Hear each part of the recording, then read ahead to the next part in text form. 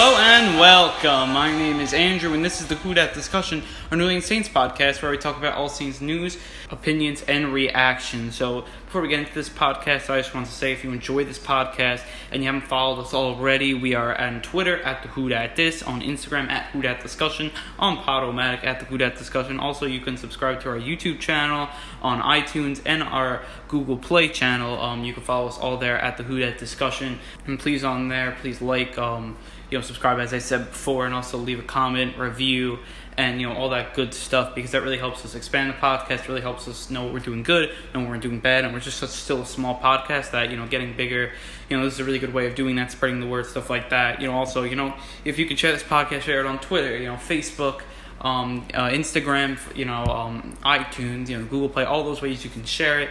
Please share it. It's just really helpful for me, especially if you like it and other people that would like it. It'd be really helpful for me to know that I have a large fan base of Saints fans watching this. So just be it's really nice to know that I know a lot of Saints fans do watch these videos, but we're still very small, and obviously we don't get as much views as the big Saints podcast, but I think we're doing a pretty good job, and we've grown steadily, so that's really good as well. So I just want to say thank you to Who Dat Nation for that. And then with all that said, I think we should get into some Saints news before we talk some Saints Falcons. So the first and only set of news this week is that the Saints signed defensive tackle Jay Bromley. Once again, he played 4 seasons with the Giants, and the preseason this year with the Saints. With the Giants, he did start 76 games. He had 2 sacks and 47 tackles during that span. During the preseason, he was pretty good. He also had 2 tackles there. He actually had made some really nice run stops as well. He did a really good job there. He had 4 tackles, not 2. He had 4. So he had a good amount of run stops there. In the preseason, to me, he was kind of second fiddle to Deverell Lawrence.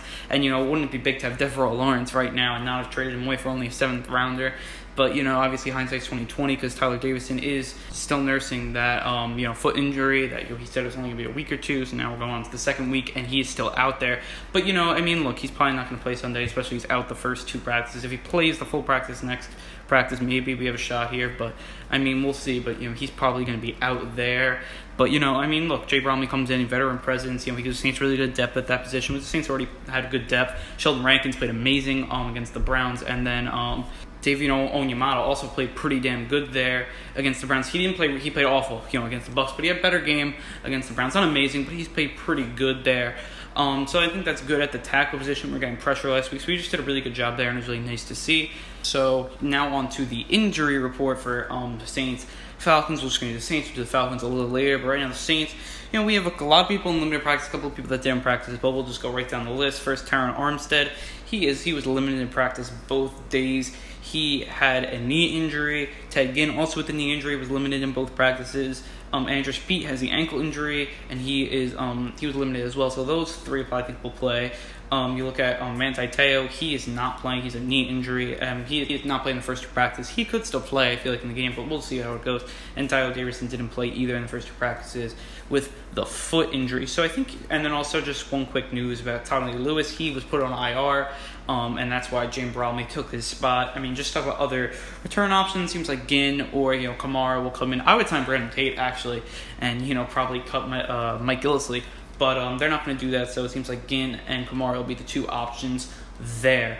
So now we're going to go on to some Saints-Falcons preview talk. So, first we're going to start with some notes, then we'll go into the storylines, and then we'll go position-by-position preview, and then finally end up with a score. I think this week's going to be really tough with the score, so we'll see what happens here. But just some notes to start off. This game will be in the Mercedes-Benz Stadium for the Falcons there. The last meeting, the Saints did win in our dome 23-13. Last game in their dome, we lost 20-17. So that was obviously a very interesting game. Obviously the game ended with Deion Jones picking off Breeze in the end zone. Deion Jones won't be playing this game, so that's obviously a really big thing. Onto their injury report for the Falcons. They have Julio, who's not practicing.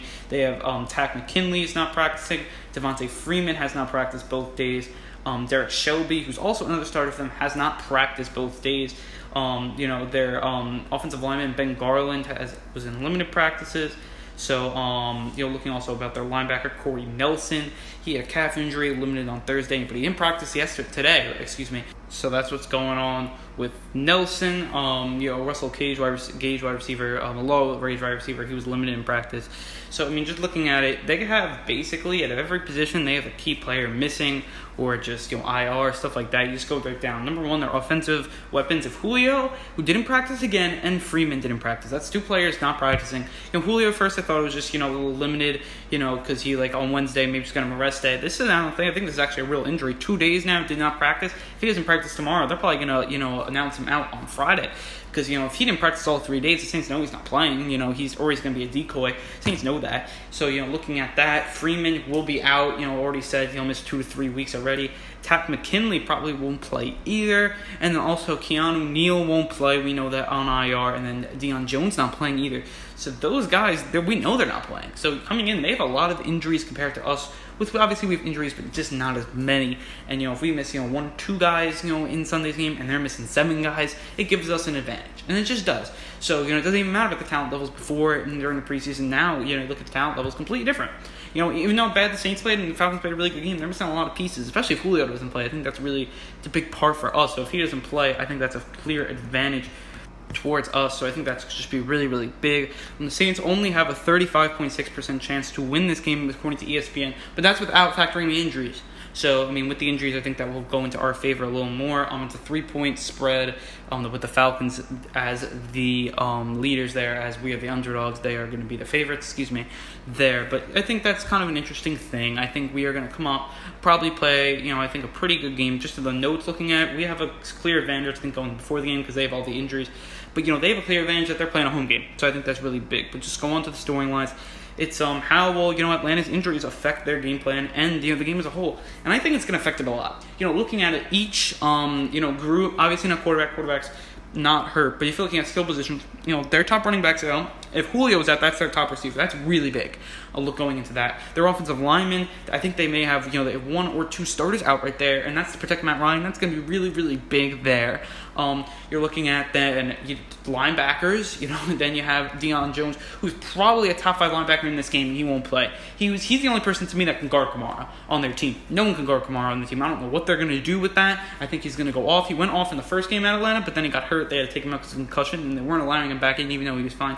So, look, whatever. I think that game was just that game. But, you're just looking at it. Our team played pretty good, there in that game. And we only lost by 3. And we didn't have Kamara. And we also had a lot of injuries during the game. It was a Thursday night game. And we didn't pull it off. But I think this game's a little different because they have all the injuries. Just looking at the injuries, I think, they had Keanu Neal last game. And he was a big factor. And then, they don't have him this time. Deion Jones was a huge factor, and they don't have him. Devontae Freeman usually gashes us. Won't get that chance this week. He'll probably be out. Julio, who always plays, amazing. He's Julio Jones, top 3 receiver. If he doesn't play, that's huge. That's just really, really big.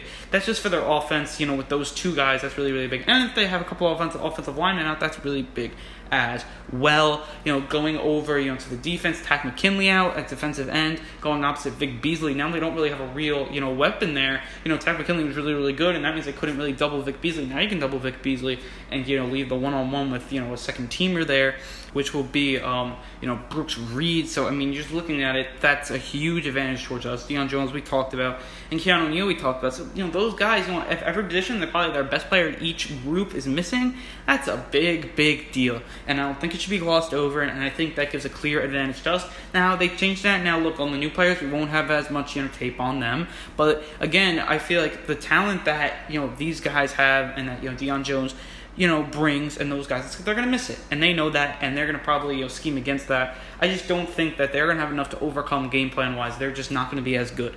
So look, I don't know if we'll win the game, but they're coming in definitely hobbled, and we're playing them, to me, at a right time. They lost all 4 preseason games. They didn't play a good first game against the Eagles. To me, that I compare that to our game against the, Browns. They didn't pull it off, but, we did. So I guess that's good for us. They played a good game last week, but now they're going to have to win back-to-back, divisional games. So if they can do that, that's really big for them. But, for me right now, they're going in against a hard game last week. Now you're going back-to-back really, really hard games, physical games. I wonder if they can do it, and we'll really see that. But I think the injuries will not, it's going to give them a momentum shift to the Saints already to start the game off, that you're not playing with your best players. And, if only Tyler Davison and Manti Te'o, miss it compared to, so if we're missing 1 to 2 starters and they're missing, 7 or 8, that's a big deal. I think everyone would think that.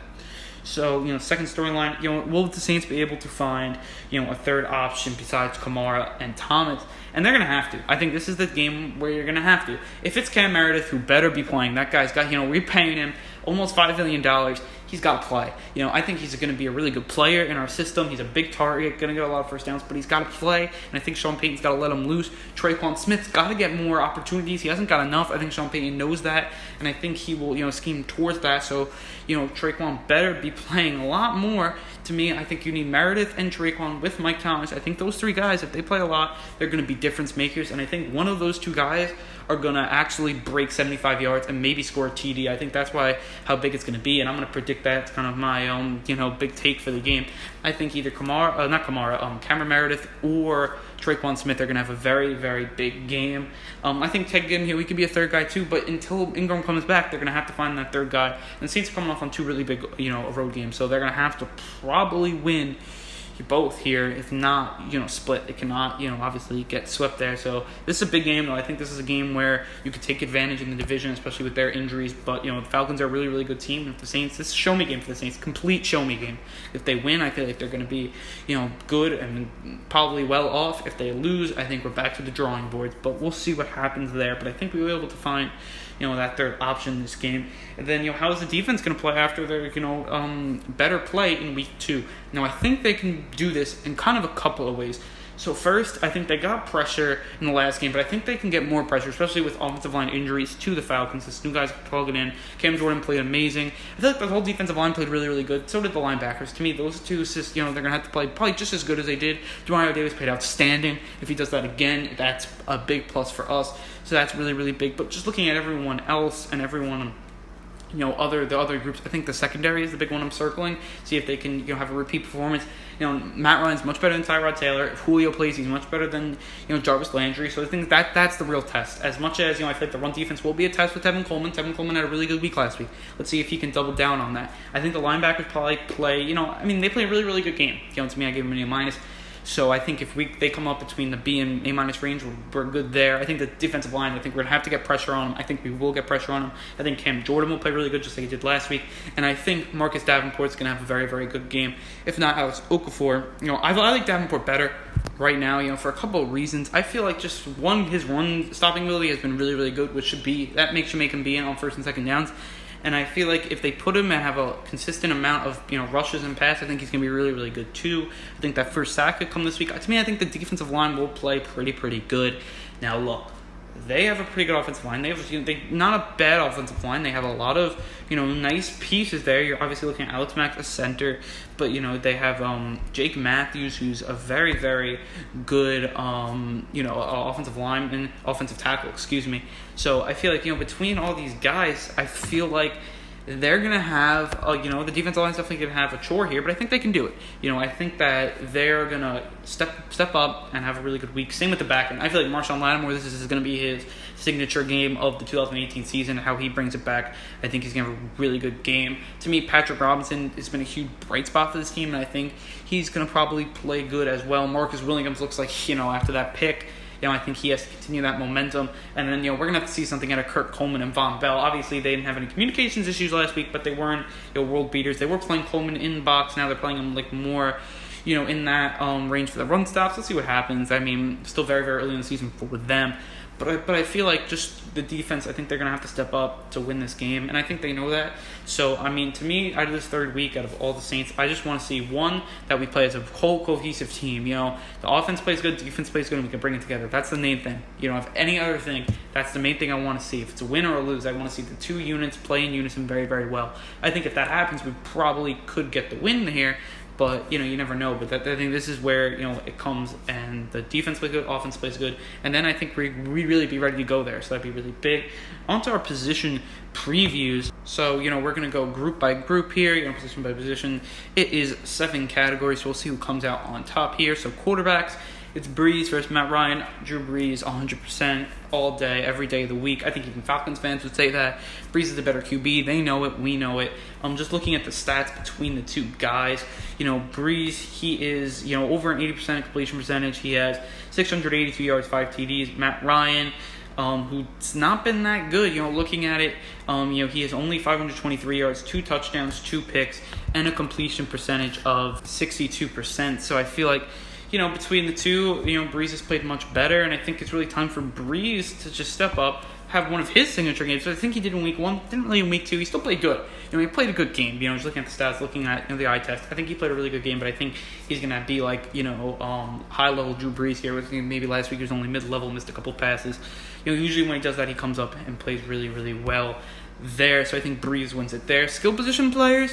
So look, when I think both teams are at full health, I think it's either, a push. If the Saints have Ingram, it's a push. Saints without Ingram, but the Falcons have full health, I would go Falcons. But right now, the Falcons are missing Freeman, which I would call it a push them. They're both missing, big running backs in our system. But if they miss Julio Jones, or if even Julio Jones isn't 100% here, you got to give, us the edge. Got to give the Saints the edge here. Now, why? I think, look, Kamara is better than Tevin Coleman, and behind Tevin Coleman, they don't really have much.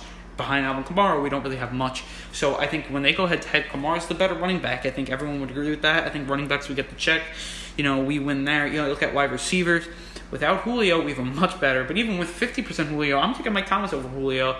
Ted Ginn over Mohamed Sanu, that's kind of like a push. Maybe a little edge, for Sanu. So I think, looking at that, so that's Sanu. And then, in their third running backs, I'm taking Traquan over Ridley, or even, I'm definitely taking Cameron Meredith over Ridley. I don't think Austin Carr would be playing. He had a couple of big shots that he didn't, take advantage of last game. So I think this is probably his last game, probably for a couple, at least a couple of games, maybe more. But whatever that is, I feel like I think our tight ends, I'll take Ben Watson and, Josh Hill over Austin Hooper. And those boys, I think they would too. So I'm going to give the edge to the Saints here. I think we're going to go up 2-0 in that little scoring category. I think we're a better unit there. So that's what I feel. All linemen. We were rated actually the best, graded Pro Football Focus, rating for the whole offensive line. If we're healthy, we're playing together. You got to give us the, the check there. How I think we're gonna beat the Falcons there. The Falcons coming in with a couple injuries. They're not a bad offensive line by any means. They're very, very good. But I think we get the slight edge there. Defensive line without Tack McKinley.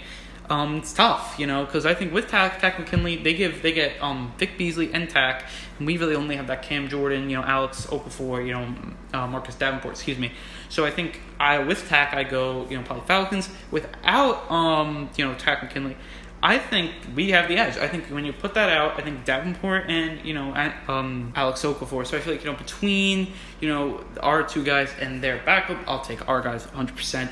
So I think, without Tack, if Tack plays, I give it to them. If Tack doesn't, I give it to us.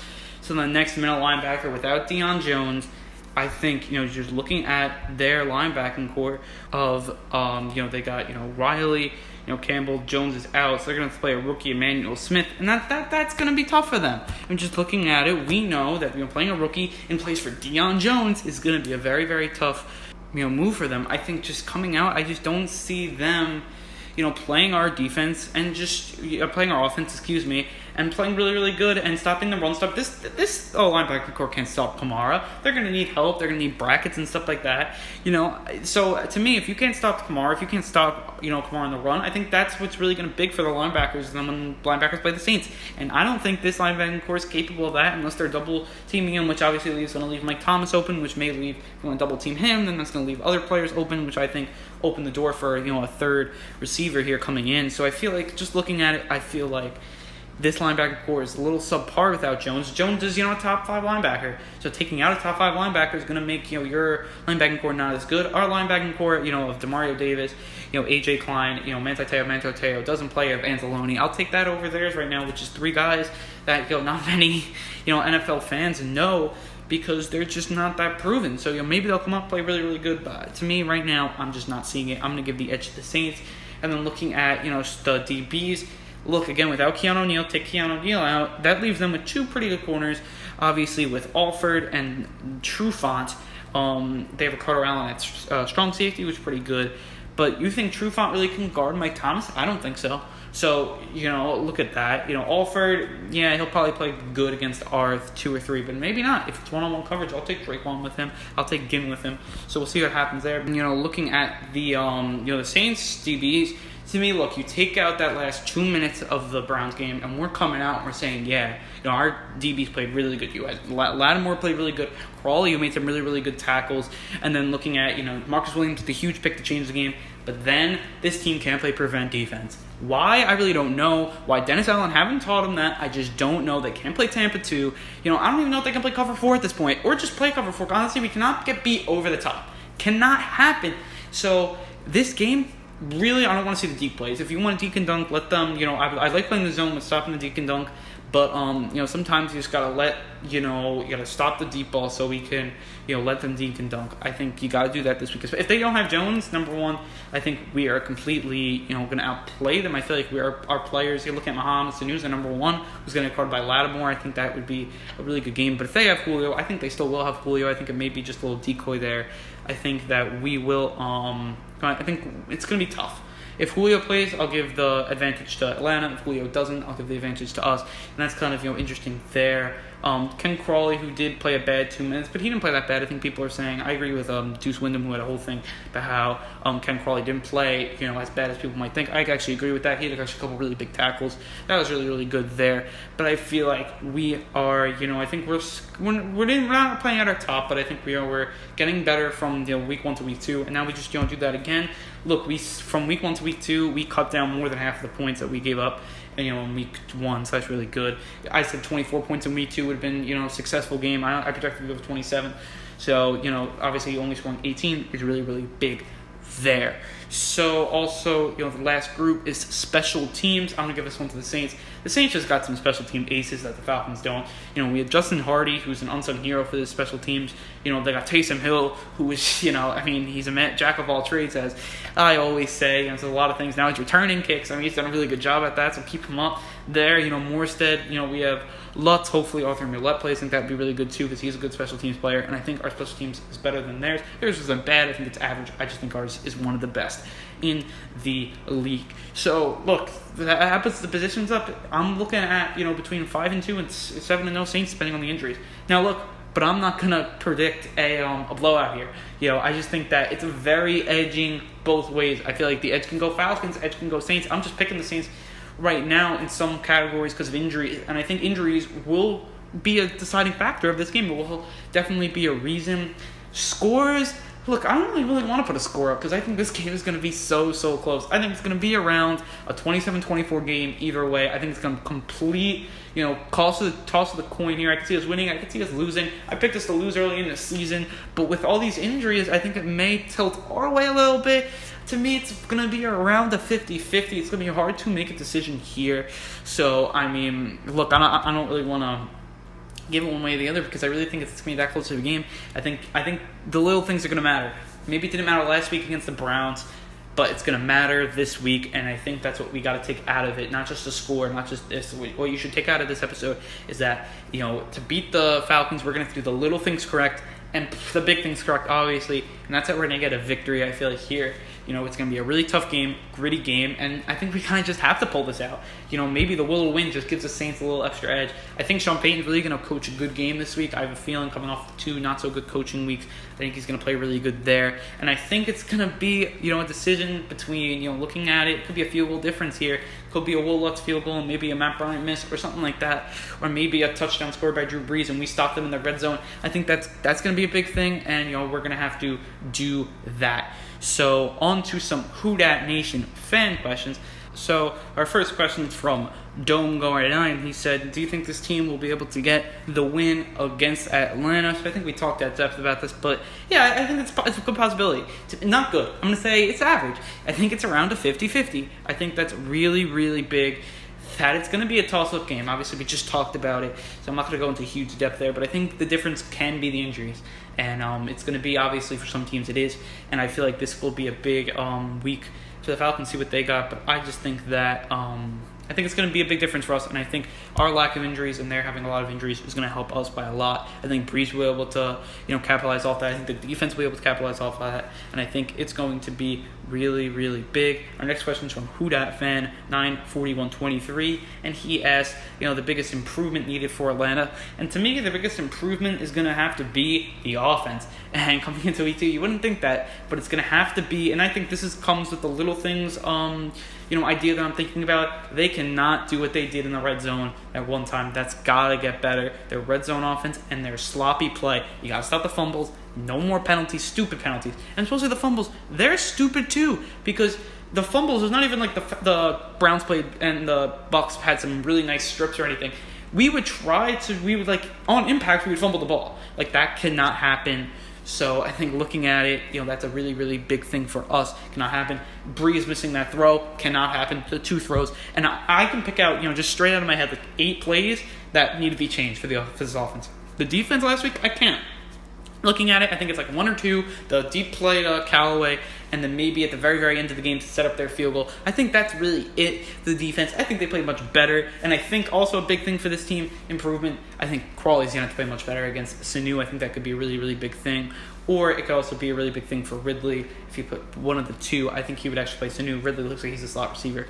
So that's what it is there. So on to our next question and our last question from Who Dat Fan 91341. And he asked, could you start doing film studies at some point? So I'm actually thinking this kind of transitioning to the end of our podcast. So I really think that I think film study is a really good idea. I think if I did that, I think we would have to go back to 1 episode a week with the film study. If you guys wanted that, I think that would be a YouTube thing, not really much as a podcast thing. We could upload it to podcast. But I think this is, for film studies, I think that'd be a really cool thing to do on YouTube. I know a lot of other YouTubers do it. So if you guys want to see it, I'll do it. I like actually doing kind of film studies in the podcast like I've done, breaking down plays, breaking down performances by players. I think that's really good.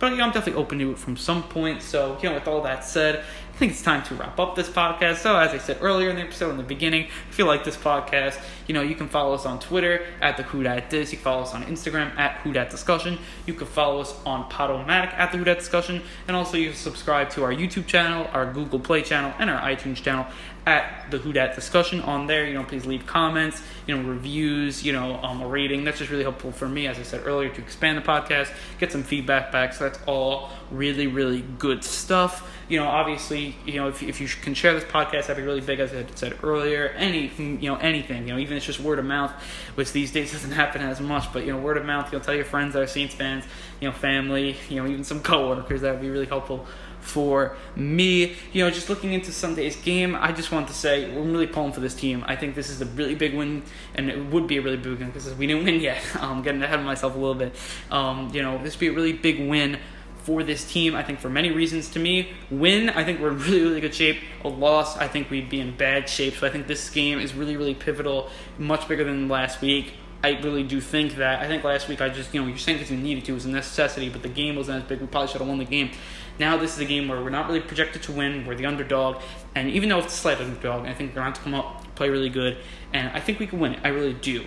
So with all that said, I want to say thank you, prove 'em right, and Who Dat?